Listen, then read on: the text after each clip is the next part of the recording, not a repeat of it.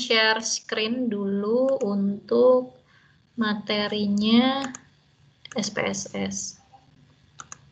Oke. Jadi, aduh, kok hilang lagi? Oke, udah kelihatan belum sekarang?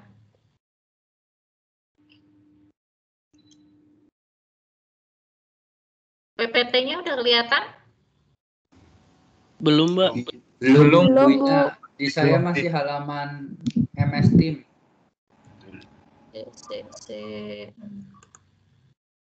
Sekarang? Sudah? Sudah.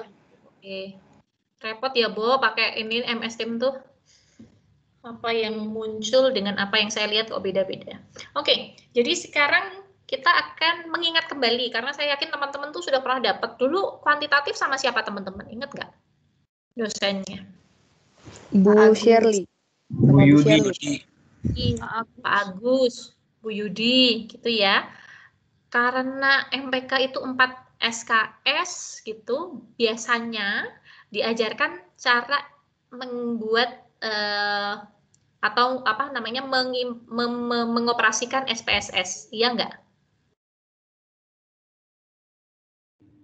Iya kan ya, gitu. Jadi ini tinggal mengulang saja, gitu.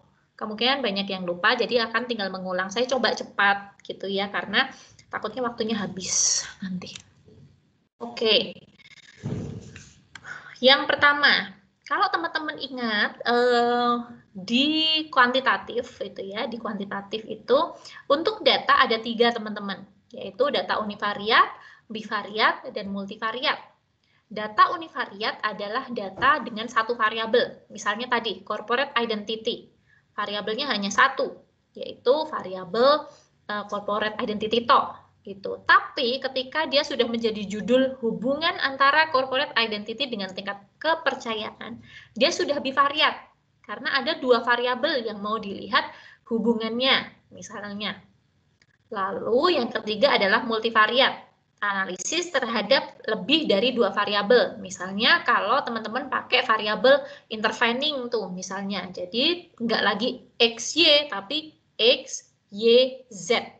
Itu juga bisa.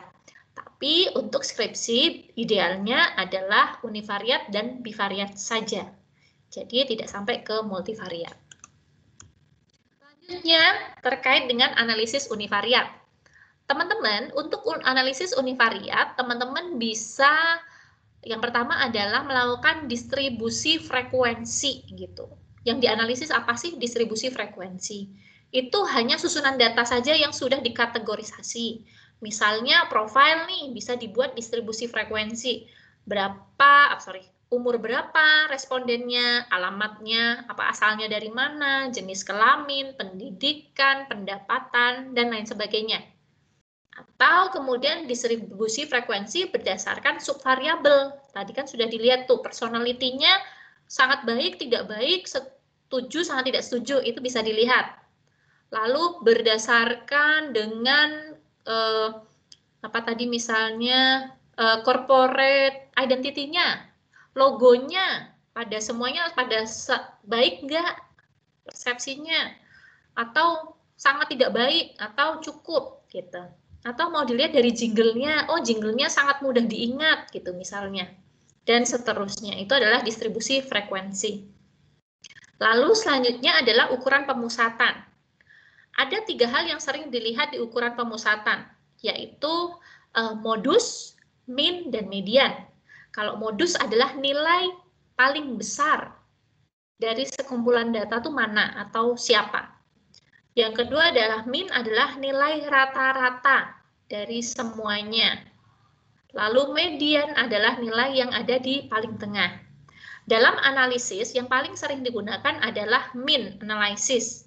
Itu ya, sementara modus dan median itu sangat jarang digunakan. Lalu selanjutnya adalah ukuran penyebaran atau dispersion. Ada range, variansi, dan deviasi standar. Yang paling sering digunakan adalah range. Range itu adalah selisih nilai maksimum dan minimum dalam kumpulan data. Misalnya nih, Tadi kan skala Likert-nya 1 sampai 5 ya. Sangat tidak setuju sampai dengan sangat setuju kan 1 sampai 5. Berarti range-nya berapa? Nilai maksimumnya 5, nilai minimumnya 1. Berarti 5 dikurangi 1. Range-nya adalah 4. Udah gitu toh. Segampang itu. Tapi kalau kita baru ngomongin satu data. Kalau datanya 100, berarti paling besar 5 kali 100, 500. Paling rendah 1 kali 100, itu 100. Jadi dari 100 ke 500, range-nya ada berapa? Padahal itu belum dikali jumlah respondennya. Ingat ya, jumlah respondennya ada banyak. Maka nilai pengalinya adalah banyak. Tapi logikanya itu tadi. 5 dikurangi 1 adalah 4. Itu adalah nilai range. Oke, tarik nafas dulu. Dipahami pelan-pelan. Lalu kita akan berpindah ke contoh menjelaskan distribusi frekuensi, teman-teman. Nah, ini salah satu contoh sederhana yang ingin saya tunjukkan bagaimana menjelaskan distribusi frekuensi. Mendapatkan tabel semacam ini bukan hal yang sulit kalau kita sudah mendapatkan responden ya. Udah tahu nih, yang di umur 36 sampai 45 berapa orang atau berapa persen gitu ya.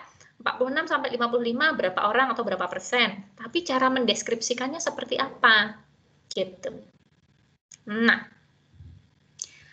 tips dari saya untuk mendeskripsikan data kuantitatif, maka fokuslah pada angka yang paling mencolok. Bisa paling besar, bisa paling kecil. Di sini yang paling besar misalnya adalah angka 46 sampai 55. Ini kan artinya usia kan? Usia 46 sampai 55 sebesar 45%. Maka cara saya menjelaskan adalah mayoritas responden menyatakan bahwa kualitas perusahaan baik sebesar 16% berasal dari usia 45% berasal dari usia 46 sampai 55. Oke, itu titik yang paling besar. Lalu selanjutnya mana yang mau dijelaskan? Oh, yang 21% aja deh, habis ini gede gitu angkanya. Selanjutnya, 21% responden berasal dari usia 36 sampai 45 tahun juga menyatakan bahwa kualitas perusahaan baik. Dah, full stop. Selesai. Gitu. Jadi tidak perlu semuanya dijelaskan ya. Gitu. Kalau dalam menjelaskan tabel kuantitatif itu nggak perlu semuanya dijelaskan satu-satu, tapi fokus pada yang paling mencolok angkanya. Atau mau fokus ke yang paling kecil juga bisa. Ternyata hanya 6% responden yang berusia di atas 65 tahun menyatakan bahwa kualitas perusahaan itu baik. Berarti sisanya menyatakan tidak baik dong, berarti ada sesuatu nih, gitu misalnya. Itu contoh penjelasan, teman-teman. Oke, selanjutnya saya akan berpindah ke bivariat dan multivariat. Oke. Rada cepet ya, saya harap kalian nggak pusing karena ini banyak materi tapi pertemuannya hanya singkat. Oke. Analisis bivariat, kalau teman-teman ingat, salah satu analisis yang bisa digunakan adalah cross tabulation atau tabulasi silang. Biasanya ada dua variabel yang dipakai lalu di cross. Gitu. Nanti kita lihat ada contohnya nanti di bawah. Lalu yang kedua adalah tabel korelasi. Korelasi hanya untuk mengetahui ada atau tidak ada hubungan di antara variabel tersebut. Sementara kalau teman-teman mendengar analisis regresi, berarti teman-teman ingin mengetahui apakah ada pengaruh satu variabel terhadap variabel yang lain. Biasanya yang dipakai adalah 1, 2, 4 analisis ini saja teman-teman dalam skripsi. Sementara poin ketiga, uji beda, itu sangat jarang dipakai. Uji beda hanya digunakan apabila teman-teman memiliki grup responden lebih dari 1. Misalnya, respondennya dibagi jadi 3. Mahasiswa Atmajaya, mahasiswa UGM, mahasiswa UNY. Itu kan 3 grup berbeda. Atau respondennya mau dibagi antara mahasiswa di Jogja, mahasiswa di Jakarta, mahasiswa di Bandung. Itu 3 grup yang berbeda. Tapi sejauh ini saya lihat jarang sekali skripsi yang sampai ke sini. Tapi kalau kalian mau juga bagus sih, gitu. Lalu yang terakhir adalah path analysis untuk melihat pola hubungan. Ini juga jarang digunakan di skripsi. Jadi saya suggest untuk di skip saja yang poin ke-3 dan ke-5 ini. Oke, ini nggak dijelaskan. Ini di screen. Oke, ini salah satu cara menjelaskan tabel distribusi frekuensi. Kalau yang tadi univariat, kalau yang ini bivariat. Sorry, ini multivariat ya. Jangan yang pakai yang ini deh, nanti kalian pusing.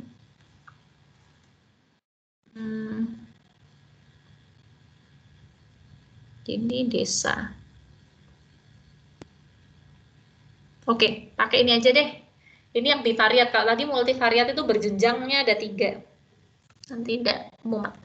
Yang ini aja, misalnya kepuasan pelanggan terhadap layanan perusahaan. Ini perusahaannya jadi Wardah. Ya, Wardah. Oke. 16, 17, dan 18. Misalnya,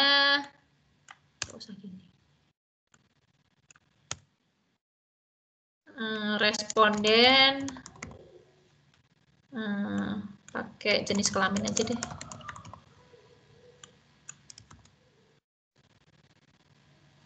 Aku pakai yang ini aja deh, teman-teman, biar nggak bingung. Tapi aku ilangin ya, aku ada yang ilangin aja.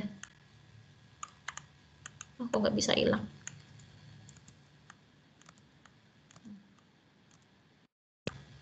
Udah gini aja. Oke, dah. Anggap aja ini bivariat ya. Ini bivariat. Oke. Bivariat analisis itu biasanya menggabungkan 2 hal, gitu ya. 2 hal menjadi satu distribusi frekuensi. Kalau tadi yang contoh pertama hanya umur ya misalnya. Kalau di sini menggabungkan jenis kelamin dengan kualitas. Ini di sini kualitas. Tapi nggak muncul. Kualitas. Oke, di sini kualitas. Nah, jadi kalau kita lihat menggunakan rumus yang tadi, maka kita akan fokus ke persentase yang paling besar. Berarti yang 79% dan 70%. Kalau saya mau menjelaskan, maka saya akan menjelaskan seperti ini. Mayoritas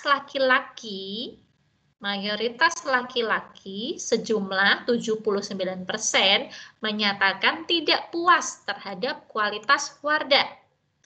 Hal yang sama terjadi pada responden perempuan. Sejumlah 70% juga menyatakan bahwa kualitas Wardah juga tidak baik, gitu misalnya. Jadi fokus ke yang besar saja, sudah selesai, titik. Gitu, misalnya. Atau kalau mau dibandingkan, sementara yang merasa puas, angkanya sangat kecil, hanya 21% laki-laki dan 30% perempuan. Dah, titik. Gitu. Itu cara menjelaskan nanti kalau kalian beneran mengerjakan skripsi. Tapi kalau untuk tugas yang sekarang, nggak usah ditulis, nggak apa-apa, asal kalian tahu gimana, how to-nya gitu ya. How to-nya kalian udah tahu. Oke. Nah, itu tadi distribusi frekuensi. Sekarang saya akan menjelaskan tabulasi silang. Tabulasi silang adalah analisis korelasi yang digunakan untuk melihat hubungan antar variabel. Sehingga kemudian biasanya terdapat 2 variabel, bukan variabel ya, 2 hal gitu ya, 2 hal yang mau dilihat di sini. Misalnya kalau dalam kuantitatif kan selalu ada hipotesis ya teman-teman. Ini contoh hipotesisnya. Hipotesis kerja atau HA itu menyatakan ada hubungan. Sementara hipotesis 0 atau HO selalu menyatakan tidak ada hubungan. Nah, lalu step selanjutnya adalah misalnya, ini kan gini ya, di tugas ini kan stepnya panjang ya teman-teman. Kalian satu harus mengerjakan, harus mencari teorinya dulu. boleh pakai teori yang tadi saya tunjukkan. Tapi kalau kalian merasa ada yang lain yang lebih srek, boleh juga diganti. Setelah membuat itu, kalian kemudian membuat operasionalisasi variabel, oke? Setelah operasionalisasi variabel, membuat pertanyaan lalu diturunkan ke kuesioner, ya. Nah, kuesioner diturunkan dari dimensi. Selesai, lalu disebarkan. Disebarkan untuk uji coba di kelas ini hanya 30 responden saja. Gitu, cuman 30 responden saja, tidak perlu banyak-banyak. Nah, setelah itu baru datanya sudah ada, kalian masukkan ke SPSS. Saya akan mengajak kalian mengingat kembali caranya menginput data di SPSS. Oke. Saya tunjukkan dulu stepnya adalah untuk membuat value dulu. Pertama-tama adalah membuat value. Di sini saya akan membuat value usia dan value citra. Jadi cuma 2. Kalau kalian tadi pakai operasionalisasi variabel yang ini, yang tadi saya buat, berarti ya sejumlah ini nanti variabel value-nya. Banyak ya, Bo? Gak apa-apa kan dikerjakan berlima. Oke, saya sekarang oke, ada yang mau bertanya dulu nggak sebelum saya pindah ke SPSS ini? Banyak yang megangin kepala.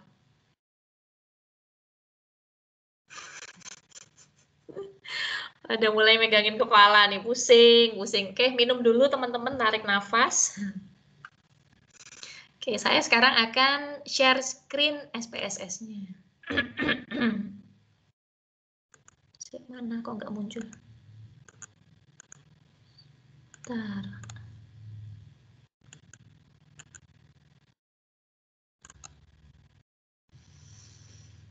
Apakah sudah nampak SPSS-nya?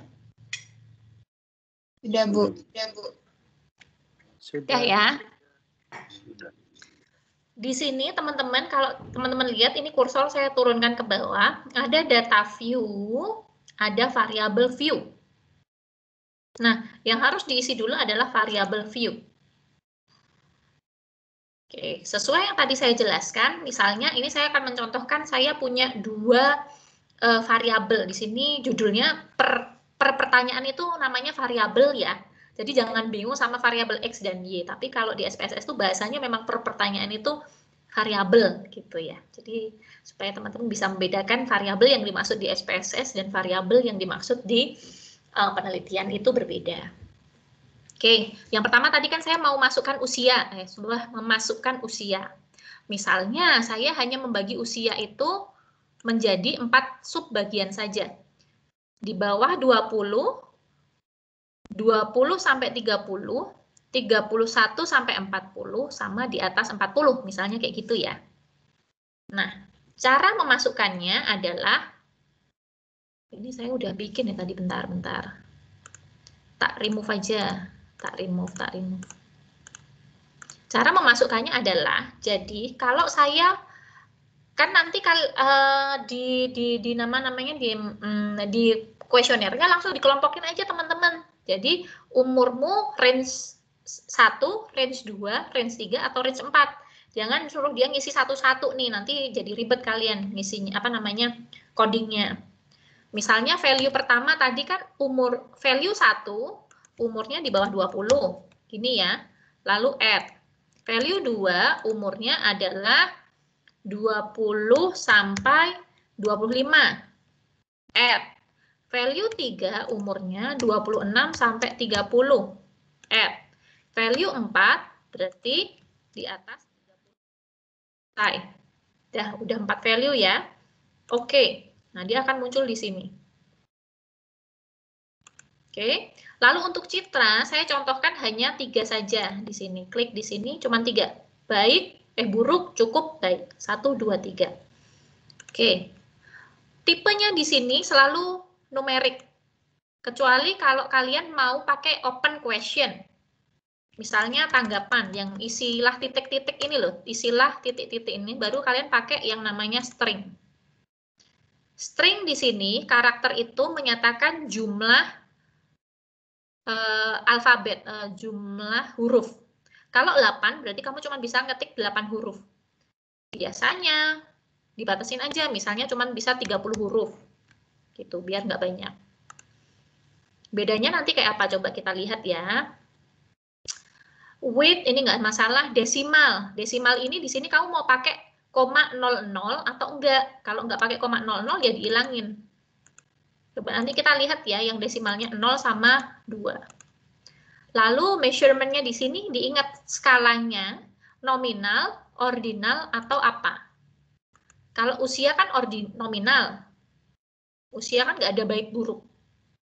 Nggak ada yang tingkatan lebih baik. Usia 20 sama usia 25 itu nggak ada masalah. Nggak ada yang bilang bahwa usia 25 itu lebih baik daripada usia 20, enggak. Tapi kalau citra ini pakai ordinal. Kenapa? Karena ada rendah tinggi, buruk cukup baik, maka dia pakai ordinal. Sementara kalau string, misalnya tadi tentang tanggapan, measurement-nya di sini adalah, oh kok cuma muncul 2, harusnya string juga, tapi nominal aja deh, nggak apa-apa, nominal gitu, anggap aja. Yes. Dari variable view, kita pindah ke data view, klik data view. Oke, ini sayangnya tadi sudah saya isi, tapi coba tak hilangin lagi, guys. Bisa nggak? Oke, misalnya usianya, nih aku kan tinggal, kalau kalian punya, oh nih. Oke, aku copy paste nih dari PPT-ku deh. Di PPT-ku kan udah ada. Aku cuman copy paste aja. Aku masukkan ke sini. Ya, ini copy paste ya. Lalu selanjutnya aku copy paste juga dari PPT yang tadi yang sudah aku buat. Itu juga. Copy paste. Oke. Ya. Ini yang tadi, yang satu desimalnya udah aku nolin, yang satu desimalnya masih 2 di belakang koma. Lalu tanggapan gimana? Biasanya itu bentuknya tulisan. Misalnya, aku suka mata kuliah riset. Bisa. Kan yang penting dia sampai 30 alfabet. Aku nggak suka sama Pak salah. Gitu misalnya. Bisa kayak gitu ya. Tinggal kalian butuh nggak yang string atau mau yang nominal misalnya kayak gitu. Lalu kan ini masih berupa numbers. Di sini ada fungsi, ini kelihatan ya, value labels. Ini bisa diklik untuk kelihatan nilainya. Value-nya bisa kelihatan kalau saya klik. Tapi kalau saya nggak butuh tahu ini value-nya buruk, cukup baik, atau umurnya berapa, saya pakai kode aja. Seperti ini. Nanti munculnya. Sampai di sini, apakah sudah jelas atau ada yang tidak jelas?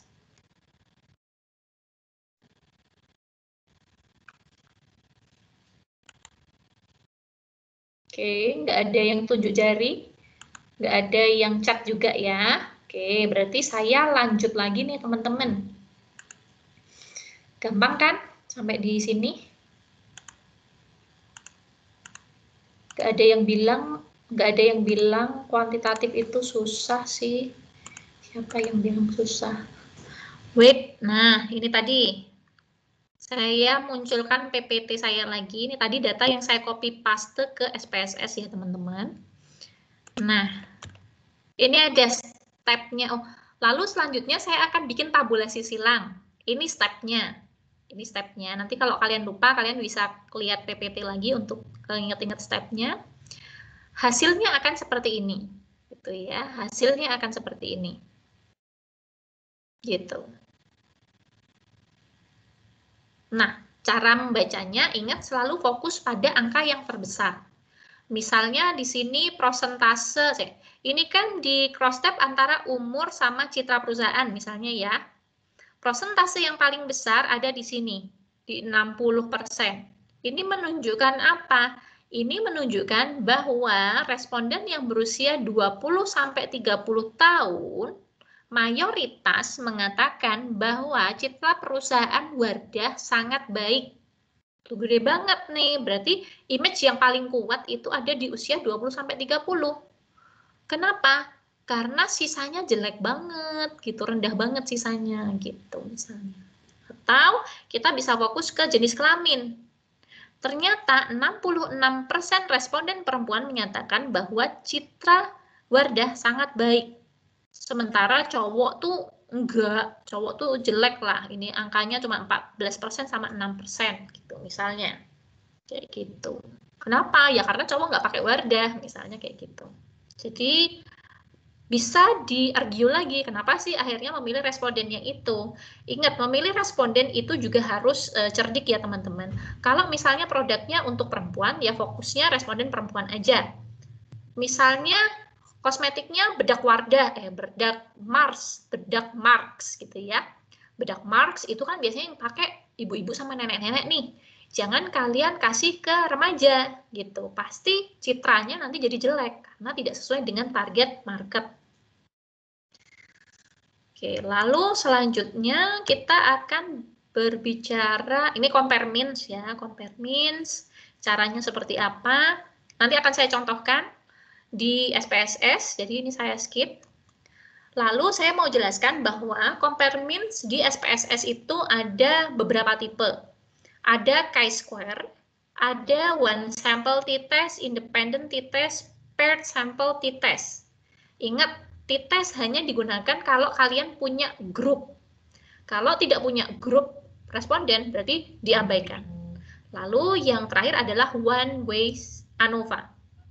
Jadi bisa pakai chi-square, bisa pakai one way ANOVA. Hasilnya kira-kira hampir sama sih sebenarnya kalau saya coba-coba sebenarnya hampir sama, nggak masalah. Lalu ini stepnya nanti saya contohkan gitu, tapi kira-kira nanti kalau kalian lupa bisa nengok ke PPT lagi caranya seperti apa. Cara untuk membuat compare means seperti apa, lalu cara membacanya. Oke.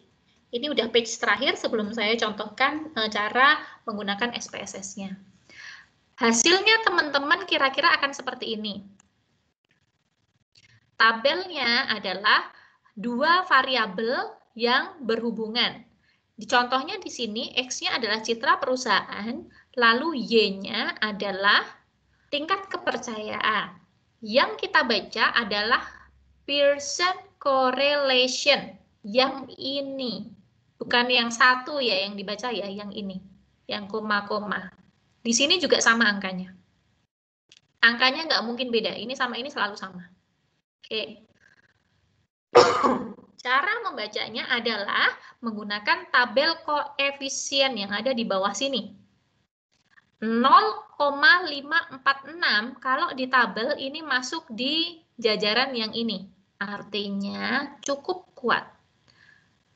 Hubungan antara variabel citra perusahaan dan tingkat kepercayaan pelanggan cukup kuat atau sebesar 0,546 full stop.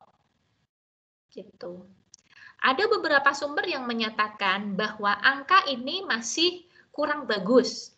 Makanya yang namanya korelasi kebanyakan menerima apabila korelasinya di atas 0,6 dianggap kuat. Kalau di bawah 0,6 masih dipertanyakan hubungannya nih, gitu kok kecil banget gitu kira-kira.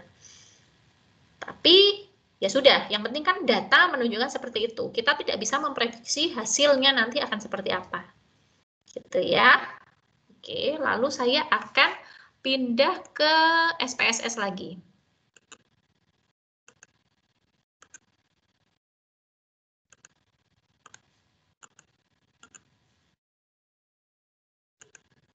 Oke, apakah sudah terlihat SPSS-nya? Sudah, Sudah Bu. ya? Sudah, Bu. Sudah. Oke. Tadi saya mau nyontohin apa tadi? Cross tabulasi dulu apa compare means ya? Nah. Oh, tabulasi silang dulu. Oke, tabulasi silang. Tabulasi silang, kalau kalian sudah punya data, ini contoh saya cuma 10. Tapi kalau kalian nanti punya 30, jadi hasilnya biasanya lebih bagus. Kenapa sih harus 30? Karena itu semacam angka yang bisa dibaca oleh SPSS, itu standar minimalnya adalah 30 titik. Ya, 30 narasumber. Untuk tabulasi silang, kalian cukup klik Analyze, lalu klik Descriptive Statistic, lalu klik Cross Tabulation. Sudah akan muncul ya. Nah, saya ini tak balikin dulu. Sementara kita punya 3 variabel di sini. Usia, citra, dan tanggapan. Tapi karena tanggapan kan open question, jadi nggak bisa teman-teman untuk disilangkan. Yang bisa hanya nominal dan ordinal saja. Yang pertama, saya mau silangkan usia dan citra.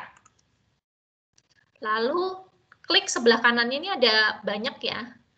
Yang biasa dipakai adalah exact test, ini diabaikan saja.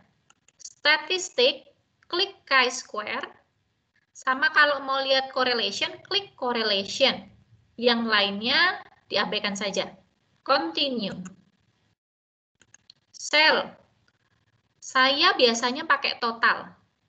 Kalau row and column, ini nanti menunjukkan persentase di tiap row, di tiap kolom, lalu ada totalnya. Tapi saya biasanya pakai yang klik yang total saja. Tinggal kalian mau pakai yang mana, tinggal diklik-klik gitu ya teman-teman ya. Continue. Format, ascending, itu dari yang paling kecil sampai yang paling besar. Style, diabaikan saja. Bootstrap, diabaikan saja. Lalu habis itu oke. Nah, muncul ya.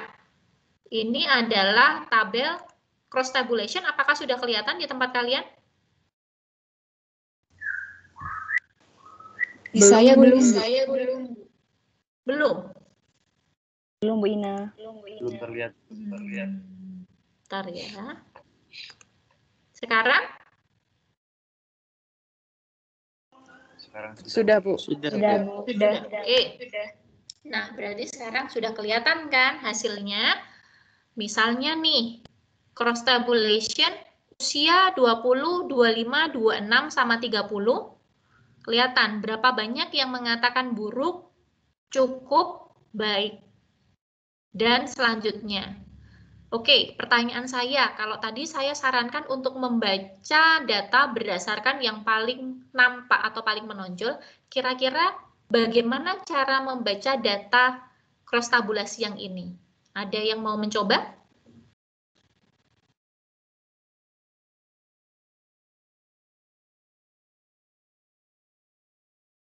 Siapa yang mau coba? Nggak ada salah, nggak ada benar kok. Kan kita belajar bareng.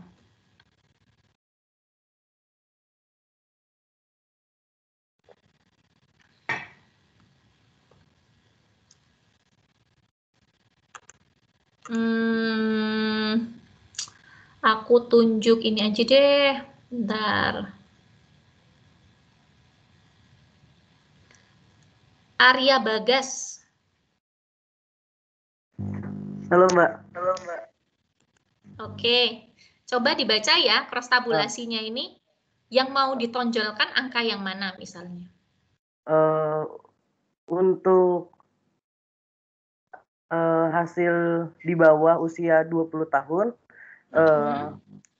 berjumlah 40%, sama halnya dengan usia 20-25% berjumlah 40%. Oke, terus kalau dari citranya, mana yang paling menonjol? Citranya kan ada buruk, cukup, baik tuh. Angka yang paling menonjol yang mana?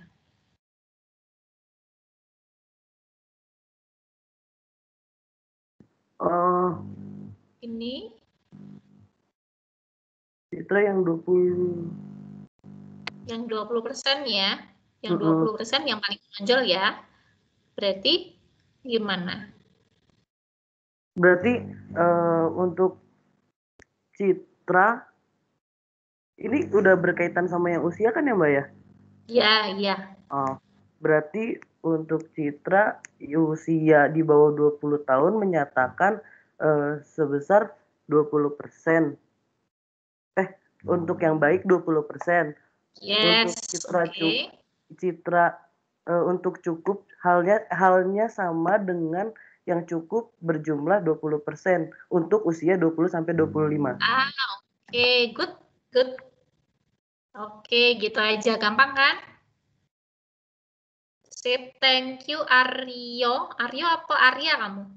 Arya Mbak. Arya, oke. Nah, cara baca cross tabulasi gitu aja teman-teman, sudah cukup. Ini ada chi-square juga di sini, nanti kalian bisa baca kalau mau skripsi aja. Yang ininya aja dulu, kita sampai di sini aja dulu. Bentar ya. Oke, lalu selanjutnya yang saya mau tunjukkan juga adalah membaca compare means. Compare means. Ini tadi udah muncul belum sih ini? Compare means. Oke, ntar saya share screen dulu. Untuk compare means, caranya adalah begini. Nih ya. Klik analyze. Klik compare means. Nah, ini kan tadi seperti yang saya jelaskan ada means, t-test, independent, pair, sample, sama one way ANOVA. Kita pakai means aja lalu diklik. Nah, yang mau dilihat means-nya apa? Nah, saya mau lihat means-nya berdasarkan usia dan citra. Itu juga bisa. Option-nya, ini di skip aja.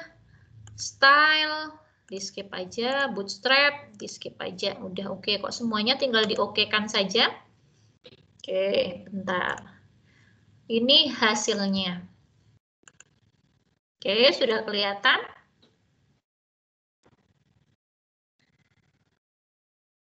Nih. Ya.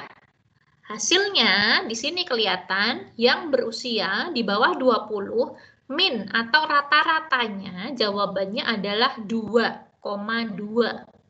Ingat ya tadi di 2,2 itu masih di kisaran cukup kan 1 2 3 ya. 1 buruk, 2 cukup, 3 baik gitu ya.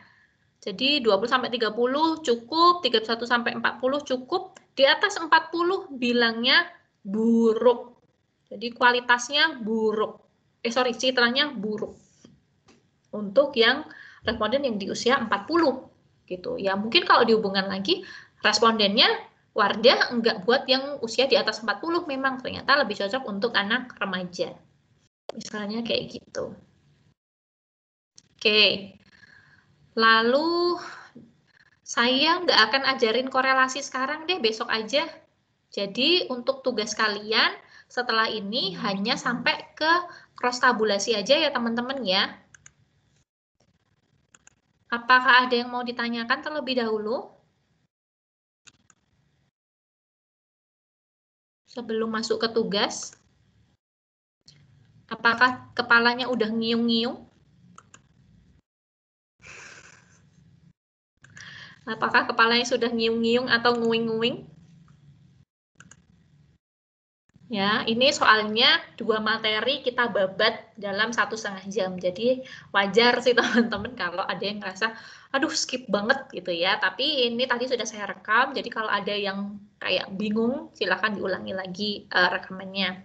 Nah, kalian kan minggu lalu sudah membuat kelompok masing-masing ya teman-teman ya, gitu. Jadi dengan kelompok masing-masing itu silahkan membuat riset sederhana terkait dengan corporate image sebuah perusahaan.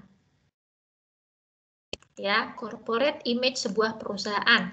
Lalu, Y-nya apa? Bebas. Tadi bisa tingkat kepercayaan, tingkat kepercayaan, bisa minat beli, bisa keputusan pembelian, bebas. Ya. Lalu, tentukan perusahaan sendiri. Gitu ya. Kalau mau responden, kan respondennya 30 nih. Kalau mau respondennya gampang, ya respondennya teman-teman kalian aja sendiri, mahasiswa. Berarti cari perusahaan yang atau produk yang dikonsumsi oleh mahasiswa. Lalu, buat instrumen penelitian. Jelaskan X, Y, operasionalisasi variabel. Seperti apa? Sampai ke detail pertanyaannya seperti apa di dalam satu tabel saja. Penelitian ini berupa survei online hanya untuk 30 orang saja. Setelah itu, tugas kalian adalah menganalisis 1. Distribusi frekuensi dan tabulasi silang. That's it. Profilnya jangan lupa ya, profil responden mulai dari umur, jenis kelamin, pendidikan, income gitu misalnya. Supaya nanti bisa didistribusi frekuensi sama ditabulasi silang dengan baik. Lalu terakhir kalian membuat rekomendasi nih ala-ala gitu. Karena salah satu hal yang menunjukkan bahwa kalian memahami data adalah kemampuan kalian untuk membuat rekomendasi. Oke, nah kalau kalian bingung, saya sudah siapkan materi di Teams. Di Teams, bentar aku share screen dulu Teams-nya. Nah nih, kalau kalian buka Teams di Files, ya di Files itu sudah ada meeting 2, Corporate Image. Kalian klik nanti. PPT hari ini sudah ada di sini, lalu juga ada contoh riset. Ini masih presenting ya, belum kelihatan ya? Masih proses. Apa udah kelihatan belum, teman? Udah kelihatan. Udah, oke. Ini ada 3 jurnal di sini, ya. Jadi kalian misalnya aku buka salah satu aja. Buat inspirasi, siapa tahu butuh inspirasi nih, aduh pusing banget gitu ya. Ini saya kasih jurnal bahasa Indonesia, jadi bisa lebih mudah lah dipahami daripada bahasa Inggris.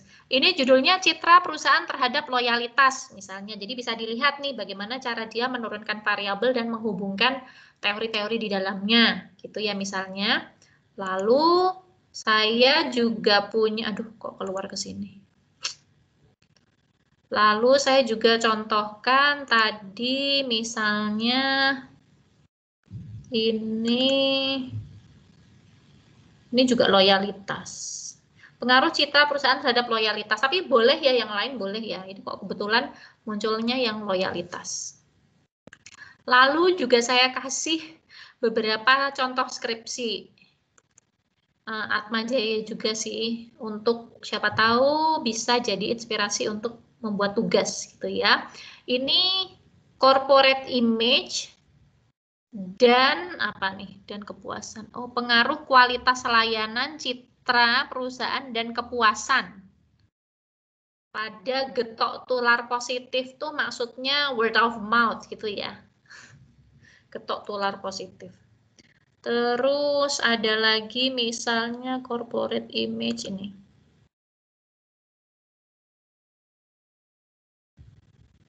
Citra perusahaan di mata kelompok kepentingan gitu. Tapi ini kayaknya satu variabel deh, cuma satu variabel. Tok saja. Nah, cukup banyak sih contoh-contoh di sini, teman-teman. Terus kalau mau masih bingung bisa baca bukunya Vanril yang saya sudah share di meeting 1. Gitu. Nah, oke. Kira-kira tarik nafas dulu. Silahkan. Lalu kalau ada yang mau tanya, silahkan. Christopher, silahkan Christopher. Mau tanya apa? Bu, saya mau tanya, kalau untuk apa variabel nanti yang ditugasin kita, itu boleh 1, 2, atau 3 gitu maksudnya? 2 aja ya. Oh, 1 nggak boleh? Jangan, karena nanti nggak bisa di cross tab. Di cross tab, oke. Nanti nggak kebaca cross tab-nya, jadi 2 ya. Langsung 2 nggak apa-apa, bisa deh. Yakin ya, kalian harus yakin pada diri kalian sendiri ya, seperti saya yakin pada kalian. Oke, terima kasih. Gitu, Christopher? Oke, makasih. Oke, ada lagi yang mau ditanyakan? Apapun ya, yang Y-nya bebas, tapi pastikan ada hubungannya. Gitu. Jangan ke citra perusahaan Wardah terhadap tingkat kemalasan mahasiswa, nggak ada hubungannya gitu kan, jauh gitu. Jadi cari yang masih ada hubungannya. Gitu. Lalu ini kapan dikumpulkan? Ini dikumpulkannya itu minggu depan, hari Selasa. Kan kita ketemu lagi hari Rabu ya, berarti Selasa tanggal tanggal berapa tadi? Selasa tanggal 2 Maret jam 24.00. Jadi tengah malam. Di pagi saya bisa baca. Lalu kemudian waktu pertemuan siang ini saya bisa menentukan siapa yang harus sharing. Jadi teman-teman nanti sharing ya, sharing nggak semuanya sih, nggak semuanya. Nanti saya akan tunjuk kelompok yang akan sharing. Kalaupun ada yang, aduh Bu, saya nggak bisa nih, apa namanya, sinyalnya jelek ya, pastikan di salah satu di antara anggota kelompok kalian punya laptop yang proper atau komputer yang proper untuk share gitu. Lalu sinyalnya juga di make sure gitu ya, gitu. Supaya nanti diskusinya bisa sama-sama nyaman. Lalu ngumpulinnya di mana? Ngumpulinnya di Teams aja. Nanti saya siapkan foldernya di meeting 2 juga. Tinggal kalian upload di Teams saja. Oke, sampai di sini teman-teman, apakah ada yang kurang jelas? Clear ya, semuanya bisa ya? Bisa nggak? Dijawab dong. Insya Allah bisa. Bisa. Ya Allah, Oke. Oke lah kalau gitu. Oke teman-teman, materi yang sangat padat di saat pertemuan 1,5 jam ini. Semoga kalian nggak mabok gitu, tapi silahkan nanti diskusi dengan teman-teman kalian. Kalau di kelas ini saya udah bilang, oke, sekarang ngumpul dengan kelompok masing-masing gitu ya, ngumpul dengan kelompok masing-masing diskusi gitu. Nah, tapi karena ini online, silahkan kalian ngumpul dengan kelompok masing-masing, tapi via entah MS Team, entah mau pakai voice WhatsApp atau mau pakai apa silahkan, tapi silahkan berdiskusi. Yang penting minggu depan sesuai yang tadi sudah dijadwalkan, tugasnya sudah ngumpul. Dan ingat, kalau ada anggota kelompok yang nggak ikut mengumpulkan atau tidak ikut mengerjakan, berarti nggak usah ditulis namanya. Satu. Lalu ya supaya saya nggak lupa, Bu, sepanjang apa Bu laporannya? Ini laporannya pakai PPT aja ya teman-teman ya, nggak usah dibayangin bikin paper skripsi, enggak. Jadi pakai PPT aja, benar-benar kayak pakai slide gitu. Kira-kira kontennya 1 slide tentang X, 1 slide tentang Y, 1 slide operasionalisasi variabel. Lalu 1 slide tentang distribusi frekuensi yang profil responden. Lalu distribusi frekuensi X, distribusi frekuensi Y, compare means itu mungkin 1 atau 2 slide. Jadi total itu semuanya bakal less than 10 slides ya teman-teman ya. Nggak usah bikin terlalu banyak. Gitu. Jadi intinya adalah itu. Kalau mau dijelaskan diketik langsung boleh, tapi kalau misalnya nanti PD untuk bisa menjelaskan langsung tabelnya itu, waktu presentasi juga nggak perlu diketik, nggak apa-apa. Gitu, karena saya udah tahu bayangannya akan seperti apa. Oke, sekian untuk pertemuan kita hari ini. Silahkan berdiskusi dengan kelompok kalian masing-masing. Saya akan tetap standby di chat. Kalau kalian ada yang mau bertanya, silahkan langsung chat di Teams aja. Gitu. Terima kasih, selamat beraktivitas, selamat japok, dan sampai ketemu lagi.